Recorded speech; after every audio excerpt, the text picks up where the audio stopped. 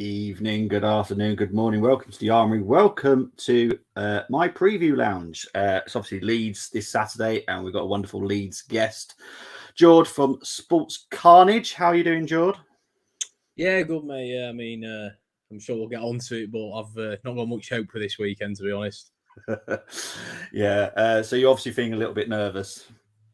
Not really, no, because I know we're probably going to get beat.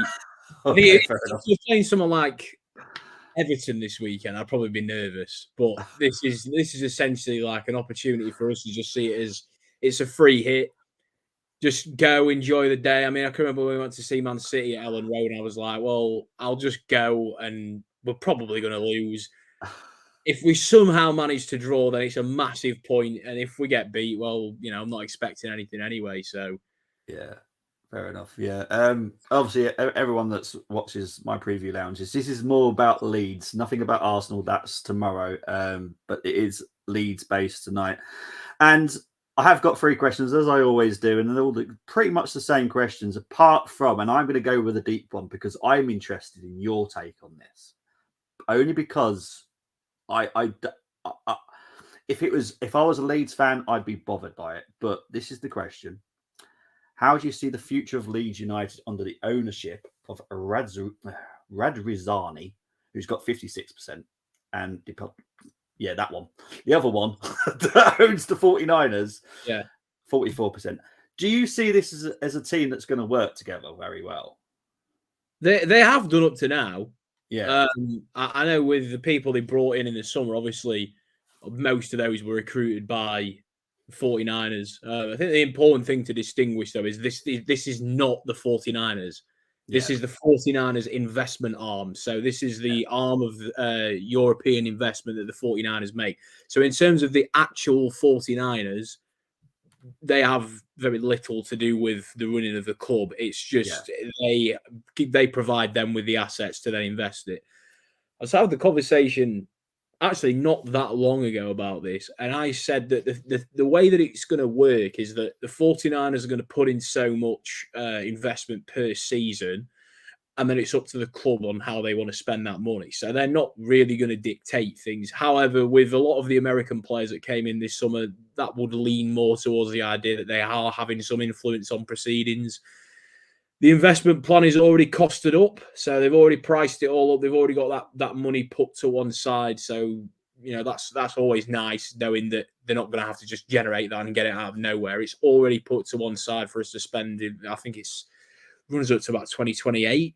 So that's 5 years away. It's like a sort of like a 5 or a 6 year at the time plan, and they do seem very sensible with what they're doing. It's not sort of a Todd Bowley situation where you get someone coming in and just lobbing money all over the pitch without any foresight.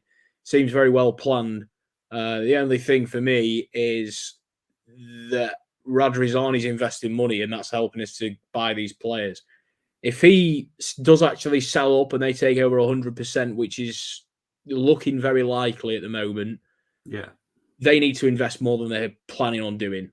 Because if they are expecting this amount of money that they've already said is going to be that's all well and good. If they're not going to put any more in and take out full ownership of the club, it's not going to be enough money. So maybe they'll reevaluate it if this deal does actually go through. But they really do need to. It's interesting, because I always think of 5 questions, and the last one I did the preview was Crystal Palace, and obviously there's a big talking point with there. With Leeds, there's not much of a talking point, so I wanted to delve a little bit deeper, and it was more of the ownership, and I just wanted your take on it. We'll get into the normal questions now. So, how are you feeling about Leeds' season so far? Leeds apostrophe. I mean, it's kind of been like so we sort of start there. It was like then got a little bit worse. Then it was like that, and now we're sort of trending up in that direction. So it's been a little bit all over the place, but we are on the upward trajectory, it would seem, at the moment. But obviously things can turn in an instant. And I had this conversation the other day with a friend of mine, and he was like, oh, well, yeah, but you're still like 3 points out of relegation. I'm like, yeah, I'm not talking about the table. I'm talking about the way we're playing, the way we're approaching games, how we're being managed now is completely different to anything I've seen for a long time. It's a very pragmatic and sensible approach, which I always, because someone asks me, "Oh, are you an optimist or are you a pessimist?" I would say, "No, I'm a pragmatist. I always try and get the best results." And I think that's what we're essentially doing. Yeah, the football might be a bit more boring, but Yeah. I don't really care. I mean, you say that we scored 4 goals at Wolves anyway last weekend, so it's not that boring. Everyone was saying that was the most exciting game from last weekend as well. So, I mean, it just seems a much more methodical approach. It's not just go out there and run. It's we're going to do this. If this isn't working, we've got a plan B, we've got a plan C, and a plan D. There's contingencies there now, which I don't think we had, but definitely didn't have under Bielsa. And I don't think we really did under Marsh either. I think Marsh was a very small fish in a very, very, very, very big pond, and he got found out very quickly. So, yeah, at the moment, I'm quite happy. I mean, I said at the start, this weekend is essentially like a free hit for us. So it's not something that's going to have, I don't feel, massive impact on the table come the end of the season. Fair enough. Before I get into the next questions, I'm just going to go through some comments because I know that Munzy's in there for a start. Looks like a Holdino. Yep, there's a lot of talk. We'll talk about our team more tomorrow, Moss. I wonder if TP goes. We don't know. McKennie came off sick versus El Salvador. Did you hear about that? No. No, okay. Big up to Munzy. Hope you're doing well, Muns. Adams and Nonto out, I hear. Have you heard about that? Adams, yes. Willie's like touch and go. I know he got injured on Italy duty, so I don't know if it's confirmed yet, but I do know they both picked up injuries over the last sort of week or so. So, yeah, potentially out. Okay. Big up Mons and Jord. Go Dolphins. Are you an NFL fan? I know you're an NBA fan, but are you an NFL as well? Jord, can you not hear me? Me. Yeah. Sorry. Yeah. Yes. Yeah. Well, kind of. Last season was the first season that I've watched it properly. Yeah. Like I'd always sort of flicked it on, but last season I did try and keep up with it every weekend. Yeah. I did manage it, but yeah, I mean the way the Bills exited the playoffs, I just sort of lost interest by then, and then I just Super Bowl was like, yeah, but. Moss saying here that the Bartolo been great for the 49ers over the decades. 49ers are a well-run club, but as George said, it's different. I think Leeds been unlucky for results. I know the Wolves Leeds game was like madness, absolute madness.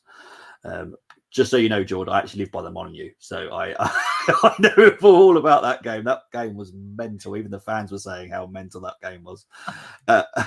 It's just crazy.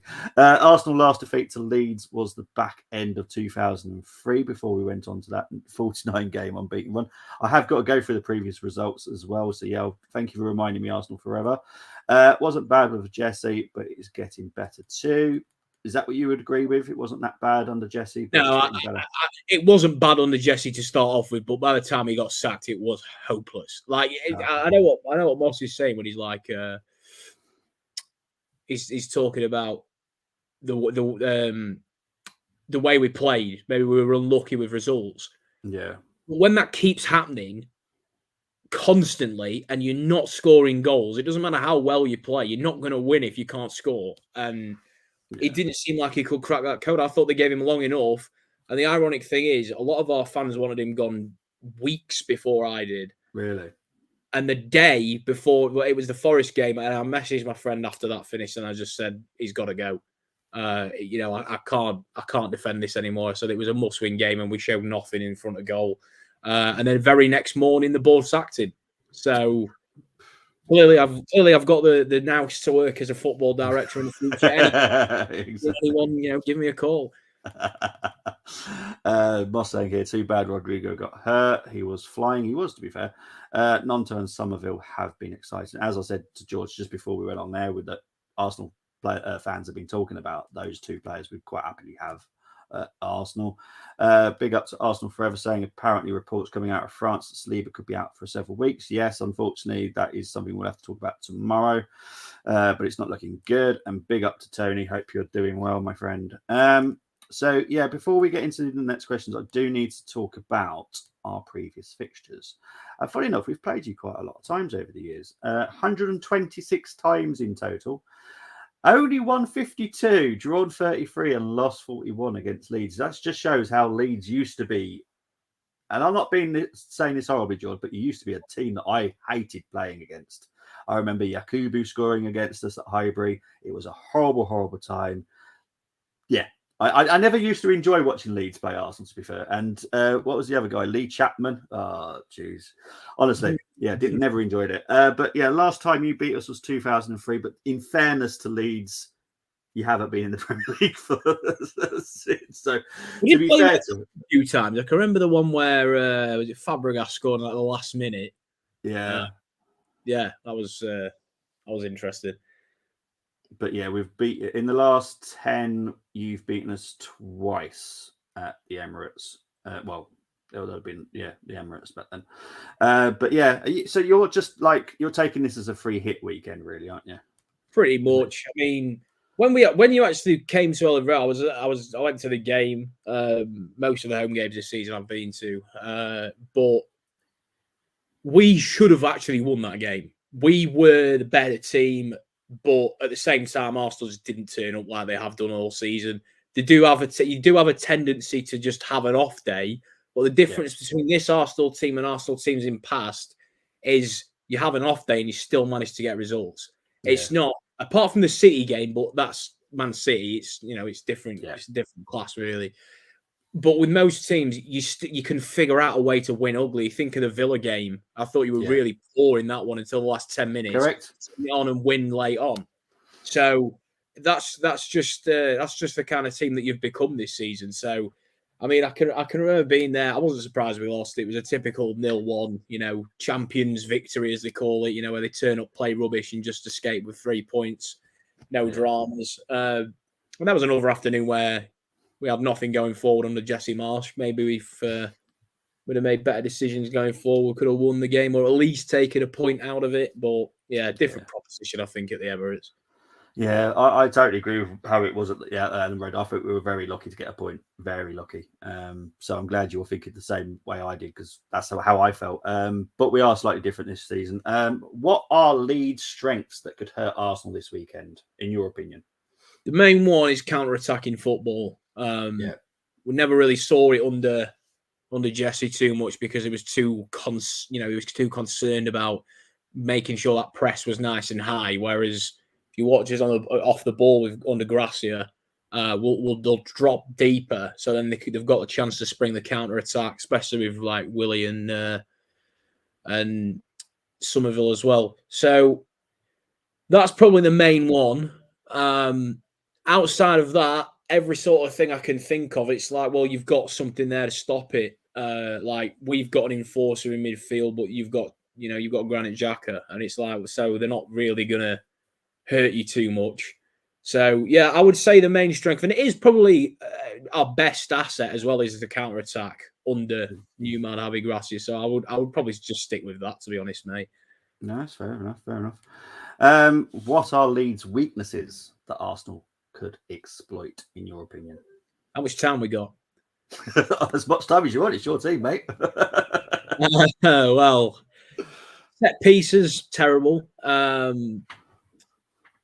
Balls in the air, anywhere near Ilan Meslier, terrible. Balls in the air, even not near Ilan Meslier, we don't seem to deal with them very well. The lack of intensity from Jack Harrison over the last few games has been very concerning. So if you run down that side, he's not tracking back. Then going forward, I'd probably just say I've not worked it out yet under Gracia. Normally, I would say, well, it's the fact that we just go narrow all the time. But obviously, that's changed since Jesse Marsh has gone.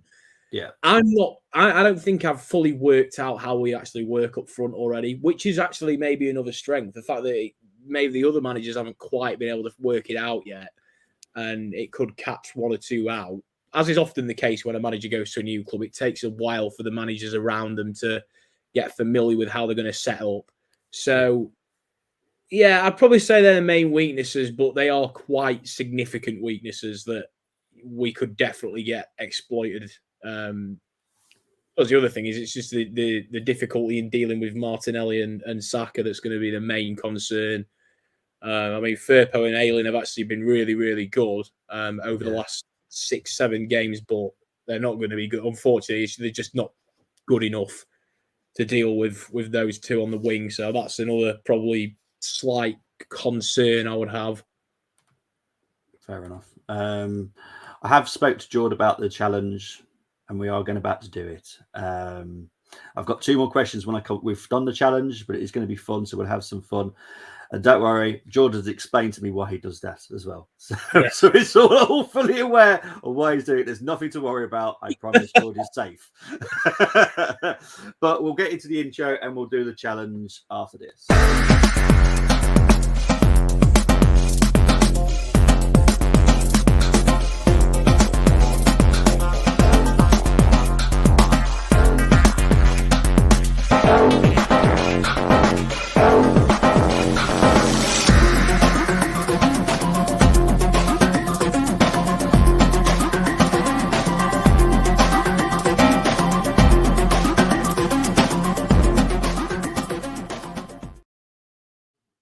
Okay, so the rules of the game has to be 5 from Leeds, 6 from Arsenal, and it's the home team advantage with the formation. So it's Arsenal's formation. Now, Jord, I've had a few people do this in very different ways. Now, surprisingly, the last time I did it, he actually wanted to pick the Arsenal players first before he picked his Crystal Palace, just because he didn't want to put any Crystal Palace players in his team, just fitted it around the Arsenal players that he wanted. So, Jord, it is totally up to you how you want to do it. Do you want to start with your Leeds players first or the Arsenal? I think we'll start with the Leeds players, because I think when it gets to Arsenal, I'm going to have to sort of see who I've put in where, because because I'm picking one more Arsenal player, I'm just going to pick the 5 best Leeds players, and wherever they happen to play, that's obviously then going to dictate what I do with the Arsenal players. Because I'm going to pick Patrick Bamford at striker. Yeah. Obviously, that means then I can't pick Jesus. Yeah. I'm not going to sit here and pretend. Obviously, Jesus is a better footballer than Patrick Bamford, but that's not the aim of the game, right? It's exactly. So I'll put him in first, because he's definitely first on the sheet for me. Who, Bamford? Yeah. Okay. Love Patrick. Absolutely love Patrick. Okay. So stick Patrick up front. All right. So Patrick's up front. Who's your second player then, please? So I'm going to go to that CDM spot that that formation has, and I'm going to select Tyler Adams in that position. Yep. There he is. Your third player, please. Third player, I'm going to go up to, let's go to the left wing, and we will pick the man himself, Mr. Wilfred Gnonto. We'll have Big Willie. See, I was already typing it in as you were thinking. I was thinking, I know who this is. Yeah, so we'll stick Wilfred Gnonto up there. And then it gets a little bit tricky, because there's quite a few outside of those 3 for me. I kind of found it funny that everyone's buzzing around Somerville at the moment, because me and a few of my friends who are also Leeds fans, we're like, he's all right, but we're not sort of seeing the same thing that everyone else is. Oh, okay. I think the difference is the fact that Willie's burst on the scene. Yeah. And everyone, we're just as surprised as everyone else at how good he is for the price we paid. But with Somerville, we kind of knew what he was capable of already. So I think the fact that we're now seeing it, he's still making quite a few mistakes. I think that you only realise when you're watching a full 90 minutes. Yeah. He's not very strong. The work rate's there, which is obviously a big positive when it comes to your own team. I just think final decisions sometimes is lacking. He doesn't seem to be able to cross very well. So they are small issues, probably nitpicking a little bit, but I just think at the minute he's a form player. And I think over what we've seen over the course of the season, I'm going to pick 2 players that I think maybe just deserve it over him. And number 1, or the first one, will be, even though he only joined us in January, I think the signs that he's shown just... Is he a right back, by any chance? No, he's not. Oh, okay. Just shoring up that defence and we just look so much more solid. It's got to be Max Verber at centre back next up. How the heck do you spell his name? Wober. W-O-B. Hang on. How do you spell it? Wober. Oh, yes. Now I know you on about. Yes. There we go. So I put it. Sorry, mate. I just started to do the nice Austrian pronunciation for him, making feel at home. Funny story, to pick this team as well. I had up and I was like, okay, so looking at, I'll just go to the Wolves game for example because it'll just give me a refresher on who plays where. Because like I think of Willie, I think like left wing, but Patrick's a centre forward really. Verber can play everywhere. I think if I was actually thinking centre half, I might not think of him because when he first came into the team, he was playing in midfield or left back, whereas now he's playing in that centre back position. So it was just to give me a refresher. I'm just seeing that Melier got carded. Fun story. I actually put a fiver on it about 30 minutes in because he'd like been told off by the referee a couple of times for time wasting. Yeah. I thought if he's a bit cagey later on, he'll get a yellow card. So I got it at 5-1. And he got booked with almost the last kick of the game. It was like the last free kick, and he got booked for not giving the ball back. It took me 2 hours with Bet365 to get that settled because they settled it as a loser. I was on the phone. Way. What's going on? I want my 30 quid. What? Oh, that's mad.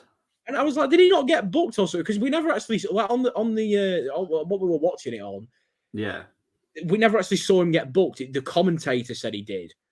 So like I was on Opta and everywhere, like it says he's been booked and all that. I'm like, what's going on? But it takes ages to get that sorted. Absolutely ages. So the next one, it's tough. The nominees for me would be Robin Koch, McKennie, Rodrigo. They would be nominees, I think, for definite. The only issue for me, and I know a lot of people are like, Rodrigo's best Leeds player, and a lot of Leeds fans are like, he's been our best player all season. If you go and watch Leeds live, you'll have a completely different opinion on Rodrigo. He's very, very lazy. Really? He gets to 60 minutes, he stops running. Just stops running. There's a reason nearly every single game this season he's come off early because he just stops running. And that means when we've got fresh legs on the pitch and you need an outlet to pass it to, he's not where he should be because he's just sulking in behind. And if it's not gone his way, he just seems very he doesn't seem like he cares or he wants it. He's just like, oh, well, it's not going to be my day, so I'll just give up. Whereas Patrick, he'll just keep trying. He could sky 7 over the bar, but he'll still keep having a go and making the runs and everything. So that was my reasoning for picking him over Rodrigo, but I'm sure most Leeds fans would probably have it the other way around this season. However, even though it's an opinion, it's a wrong opinion. So next I am struggling with this because I feel like I'm going to say someone. I'm going, oh no, actually I've changed my mind. Right, I'll have to go with someone because otherwise we're going to be here all night. I will go with. I think I'll have to go with Robin Koch. I really do. The only time the reason is consistency for me this season. He has been Mr. Consistent in this Leeds team this season. The reason I was reluctant to pick him is because I was like, I need Saliba in this team, but he's not going to, unless he can play right back, he might have to shuffle along there. But I was just sort of thinking, he's been the most consistent player in this team. And I think so often when it comes to reviews and previews and things like that, the consistent players get overlooked. They don't get put in. But the job that he does for us, I think he's only had one bad game this season, and that was against Leicester. So I would have to say he deserves this spot in this team. If I was trying to fit Saliba in intentionally, I would have put McKennie in instead. But like I was saying, because you guys get one more player, I thought I'm going to make sure that Leeds players get precedent. That's fair enough. So now I've got a jigsaw puzzle to unpack. Yes. So you've got a goalkeeper. So I'm gonna go and guess you're gonna say Ramsdale as the Arsenal. I'm going to say Aaron Ramsdale. The reason is I don't rate Ramsdale that highly. I think he's a fine goalkeeper. Like he's kind of good, but I don't think he's great. He's had a few moments this season. The one that topped it off for me was a Sporting game with a penalty shootout. Oh, okay. Yeah. he really should have saved a couple of those. Like it just wasn't strong enough. He was getting there, but he wasn't trying to. It was like he was in his head. He was like, "Oh, I'll just get over to it," but he wasn't actually trying to. He was just sort of diving towards the ball. I would have been a bit disappointed, but as a couple of my friends will tell you, I am a very, very harsh critic when it comes to goalkeepers. I don't have much sympathy for them. So there is that.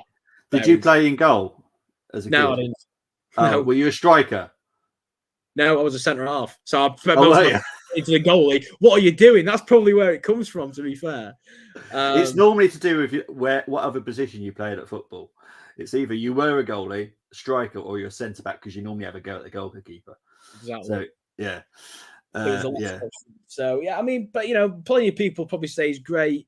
I think it's just because I'm a really harsh critic. It could be a worldie, and I'll still try and find out somewhere. It could he have just maybe got there a little bit sooner, but yeah. So he'll go in. Left back. Okay, you want to do left back first, yeah? So left back, I'm a little bit stuck. This is where I'm going to have to consult my notes and just go on to find out who actually, who's the main. Well, you've either got Zinchenko or Tierney.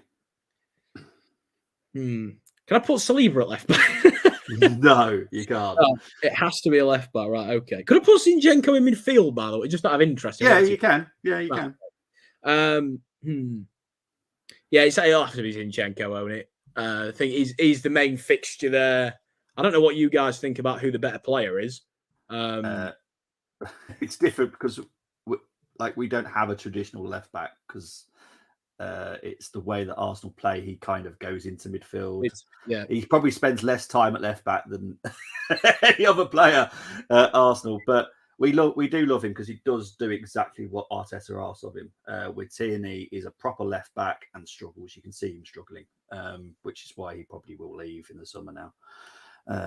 But yeah, we see, because obviously with your system, your left back is a left back, your right back is a right back. But with Arsenal system, we're fluid all the time, and we tend to end up being free at the back. And the left back tends to be in midfield. So it's very difficult for Tierney to do that because he's trained as a left back. It's very funny, isn't it? Where it's almost Man City-esque. I wonder where Arteta got that from. Right, Zinchenko in there. Okay, right back. So you got Ben White or Tomiyasu? It's gonna have to be Ben White. I don't rate Tomiyasu at all. Fair enough. It has to be Ben White. It's a no-brainer for me. Obviously, that's technically like 5.5 Leeds players in there because we all thought that Ben White was. Yeah. Anyway, to be fair, I did a fullback show last night, and I did mention and I did say thank you to Leeds for what you taught him because that's why I think he's such a good right back now because he did play there for Leeds quite a bit, didn't he, at right back? Well, the weird thing was we were sort of like when we signed him. He'd just been on loan at Newport and they benched him. So Brighton recalled him. And I was like, that is not a good sign. And then he was absolutely fantastic. And I was like, why on earth were Newport not playing this kid? I was like, what is going on there? And yeah, because we had a guy called Matthew Pennington. When it was either the season before we got promoted or it was 2 seasons before. I think it was 2 seasons before. And he had an unbelievable start, and then he just fell off a cliff. And he's playing for like Peterborough or someone like that now. Yeah, and that was the kind of thing I was thinking when we first signed Ben White. I was like, oh, it's going to be that sort of Pennington situation again. Yeah. Not even remotely close. What a rise he's had up through the ranks. So yeah, centre midfield. Obviously, I would probably say, well, yeah, he'd have to probably be. Well, no, actually, Verber would be the captain, but taking my Leeds cap off, I would have Odegaard first of all. Okay. He would have to be on Capitano, I think. And yeah, secondly, it's a tough one. It's a tough one between Xhaka and Partey. For basic, just off this season, I would say Xhaka. Okay. So I think I will go for Granit Xhaka. But if someone said Partey, I've got no issues with that either. Yeah, exactly. So right winger. Right winger has to be, and I love this kid, absolutely fantastic baller. It is Bukayo Saka. It's my mum's favourite player as well, by the way. Oh, that's brilliant. Yeah, he's just such a nice person as well. That's why a lot of other fans like him. So that's what I like about him. He's so nice. Like any interview you see him, he's just so nice and humble. He doesn't come across as arrogant. So that's why rival fans do like him. And I like that about him, especially the fact that your mum likes him as well. That's just yeah. Every time he's playing, she's like, I'll message her and be like, oh, Saka's scored. And she's like, oh, get him. Right, so this is Jord's team, and I will save it for tomorrow's show. We got Ramsdale in goal, Ben White, Volba. I have to say this, and I'll have to explain why to Jord. I call him Robin the German because I do so many watch-alongs. I feel wrong saying that word. So I say Robin the German every time, and I'm going to stick with that because I can't say his name. I just can't. So Robin the German, Zinchenko, Tyler Adams, Odegaard, Granit Xhaka. You got Saka, Bamford, and Nonto. So I'm going to download that, and that will be ready for tomorrow's show. So whoever's on the show. To make sure I watch that live tomorrow, my friend, because otherwise, if I don't watch it live, I'm going to end up missing it because I've got such a hectic schedule. But I will make sure that I'm in there for that because I need to see what people make of this. Yeah, well, Tony's already done one, and to be fair, you'll see that tomorrow as well. But whoever's on the show with me tomorrow will also do one live just like that. But yeah, very well done. To be honest, I don't think you've done anything wrong, apart from, and I have to be honest, I don't rate Bamford. That's the only person I just don't rate. I don't know what you see in him personally. This is it though. Like even Leeds fans sometimes say this. When you watch it, you don't get it on the TV. You just simply don't. You don't get it from highlights. It's the first touch. It's the hold-up play. He is honestly, in my opinion, I'm not being biased. He is one of the best hold-up forwards in the league in terms of just holding the ball up. I'm not talking about forwards, just a hold-up player. Yeah. And that just creates the opportunity then for Willie Nonto or for Somerville to get in or for Rodrigo if we've got two of them up front. And that you take him out of the team, I can't because the stats will not show it. But when he is not on the pitch, we are just not as good. When we took him off against Wolves, we were 3-0 up. Yeah. We took him on, 10 minutes later, it's 3-2. And I'm just thinking, because there's no Patrick. There's no one there. There's no one there to take the sting out of the game, to hold the ball up, to kill it off. And I just think that's so much more important with a club like us to have a player that's willing to get their hands dirty. We don't need like some one-trick pony like Rodrigo, who's only ever good at just running onto a ball and hitting it. It can do so much more than that. I always say he's like a Swiss Army knife. He's not particularly great at anything, but he's useful. He's useful at everything. He's useful at every little aspect. I love the way you put that. That's so funny. He's not particularly good at anything, but what he does do is He's very well balanced. He doesn't give the ball away very often at all. He's got great passing, I think, as well for a striker. Get a first touch, hold up play. Like he does that all to a very good, especially the hold up play to a very high standard. Everything else to a very solid to good standard. It's just obviously the thing that everyone always says is like, oh, he doesn't score. I'm like, yeah, but he doesn't have to score for us to win.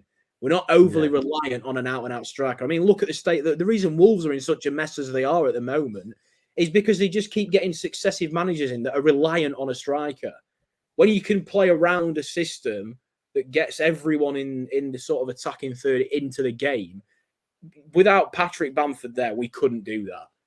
Yeah. If Rodrigo's on, the difference is massive because it is all direct. It's all running straight through on goal. There's no getting your head up looking for the options, seeing who's making a run. It just becomes sort of like an arrowhead. And with Bamford, it's like I always say, it's like a trident or a dagger. And it's like, well, you're trying, you've got your three avenues of attack, but when Rodrigo's on, it's just literally that. And it's far easier to defend against. Yeah, that's my take on why I've got Bamford in there. But no, like I said, everyone sees the game differently. No one's really wrong because it's the way you see it and it's the way that I see it. And for me, it will always be to do with you signed Eddie on loan and he did not get a game because of Patrick. And I don't understand why, because at the time Eddie was like really hot and in form, and all of a sudden he just wasn't getting a game for Leeds, and it was because of Patrick. And I'm like, have you compared the two? The Do you know issue what I mean? we had Bielsa at the time because we even said Bamford was in bad form for a few games and Eddie was going to get his chance. You know, Bielsa said Patrick's going to be out for 3-4 weeks. It's going to it's going to give Eddie Nketiah a chance to get into the team and give him a run of games. And then Eddie got injured. And it was like, if that didn't happen, it could have been a completely different story. But it was just very unfortunate that he picked an injury up right when he was about to get like 6, 7, 8, obviously championship. Yeah. Every other week they're playing twice. So he was going to get 6 or 7 games at least without any pressure or there was no competition. He was going to get that free run. Yeah. And then picking that injury up exactly at that point was just fatal for what came next because Bielsa was very stubborn with what he did. We signed a player, he wouldn't start a game for 2 months. But when you've loaned someone out from a club like Arsenal, I can remember when I watched the Take Us Home Amazon thing that they did that they've now stopped. That was, you saw it on there. Like Angus Kinnear was saying, he sat down with Edu and was like, you know, we don't want to be the club that just primes him for you to sell him in the summer. Yeah. And he was like, no, that's not what's going to happen here.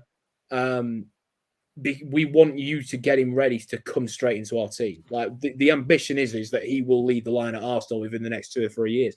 So like, well, you've got that backing. So just that's essentially like a club being honest with you and saying, we're not going to exploit you. We literally just want you to get this guy ready for us. And we didn't do it. It was a bit disappointing, really, because I think we could have, you know, it would have been very useful in the Championship to have someone like him, you know. Yeah. That was my only issue with Patrick. But, you know, it's fine that you that's who you like. It's just not my cup of tea. Big up to Luke. We're actually, but we need to completely change our game. Yeah, well, let's hope everything's fine. But I don't see him playing on Saturday, to be honest. Don't worry about Holding. Be nice to. Yeah, we're talking about new signings there. Let's try and skip a couple. Shane Curtin, McKennie. Obviously, he's picking McKennie for the Leeds. Big up to United Spurs of America. Hello, is that how do you say it? Allah? All Leeds, aren't we?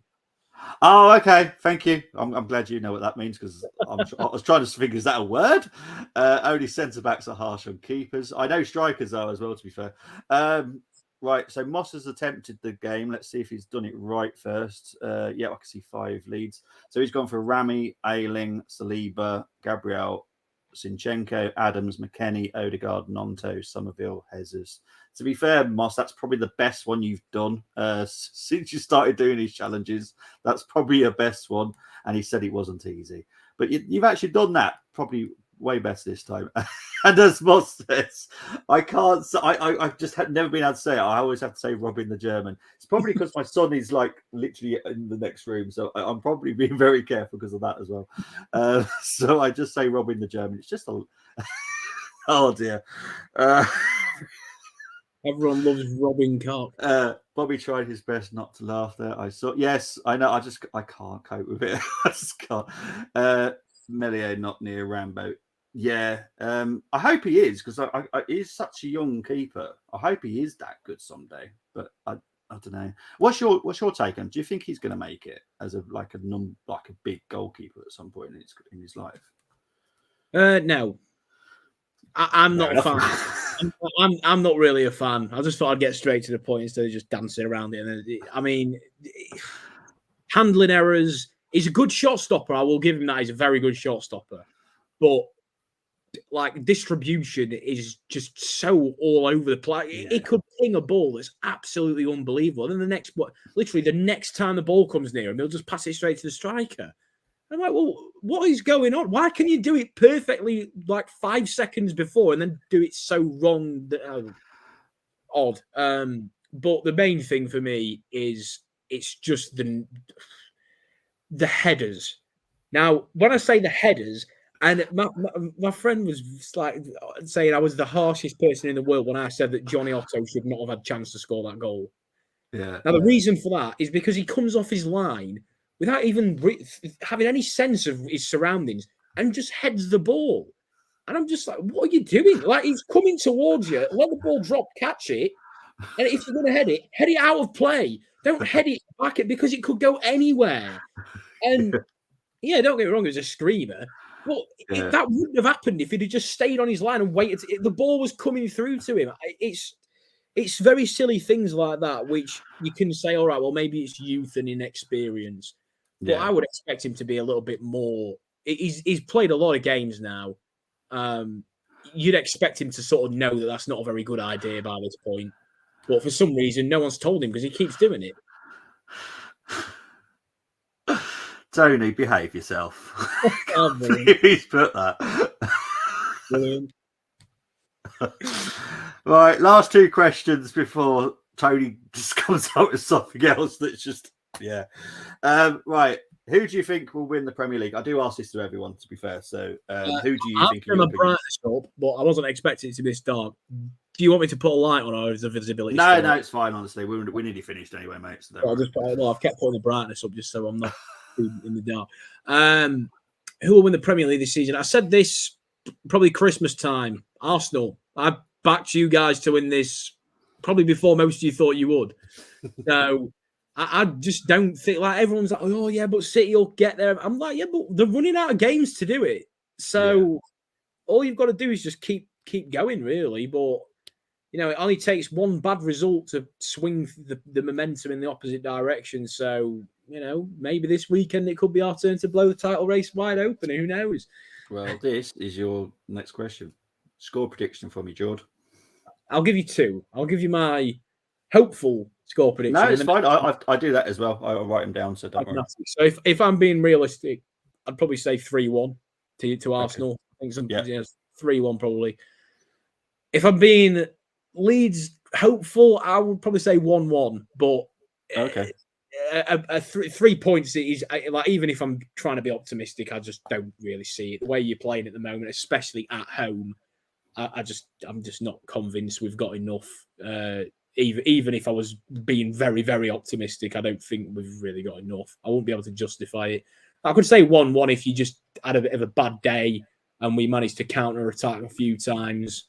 But outside of that, I can't really see an opportunity for us to get 3 points. But I saw Moss said earlier about when we played Liverpool at Anfield. You know, I was expecting to get battered that night because I said we were all saying this will be the night that Liverpool rediscover the form. It'll be tonight. It'll be the turning point because it always happens against us. Yeah. And we managed to get out of there somehow with 3 points. But yeah, I would say 3-1 if I'm being honest, 1-1 if I'm being hopeful. Yeah, I'm gonna give mine, and mine is based on the fact that we might not have Partey, we might not have Saliba, which we worries definitely me. not have Saliba. Will you? I think he's out for 8 weeks, isn't he? Something like that. That's Tommy. Tommy's out for the rest of the season. Saliba, we're still waiting for this confirmation, but it for me, it's a couple of weeks. He's out. It's tough. It's tougher, you know, because I think Leeds will get a couple of goals against us. Really? Not sure about a couple. I'm going to go with it. It's going to be a squeaky bum 3-2 win to the Arsenal. 3-2? I think it's going to be, yeah. I'd probably take that, to be honest, because it'd be quite unexpected. I'd be happy with 3-2. Yeah, well, I'd be like, we scored a couple of goals. The thing is, Moss is actually watching it live on Saturday when I did a score, because we do like the updates at 3:00. So Moss is going to be watching that game, but I obviously can't because I'm in England. But yeah, so it's going to be interesting. And Moss can cope with all the stress. I'll just cope with watching the scores coming and so to do. But Jord, really appreciate it. Thank you ever so much for coming on. And I always make sure, big up yourself. Where can people find you, mate? Yeah, thanks, mate. So you can find me on Sports Carnage. I have to just make sure I get the name right because Munzie's changed it about 8,000 times. I agree. So I'll do the end of the bench show for him, which is basketball. However, I am taking a bit of a sabbatical for a few weeks. So I should be back hopefully some point in the middle of April. So yeah, you can come watch us over there. Wednesday, 8:00. Matt is back doing a show, I believe, next Wednesday. So you can go and find him doing that with a couple of our regular guests. So that'll be Wednesday at 8:30. Brilliant stuff. But yeah, Jord, been a pleasure. As most people know, Munsy's always bothering us in our comments. And I did ask Muns if he knew a Leeds fan, and he mentioned Jord, and you thought, you know what, I'll have Jord. And it's been a pleasure, mate. Honestly, it's been really nice talking to you. Tony's saying big up Jord, and Bobby, great stream, chaps. Thank you very much, Tone. But as always, before we wrap up, it's always come on, you Gunners. But now, because we are brilliantly learning and teaching people BSL at Arsenal Football Club, we are now going to be doing that. So come on, the Gunners. Take care, everyone. See you later. Bye-bye.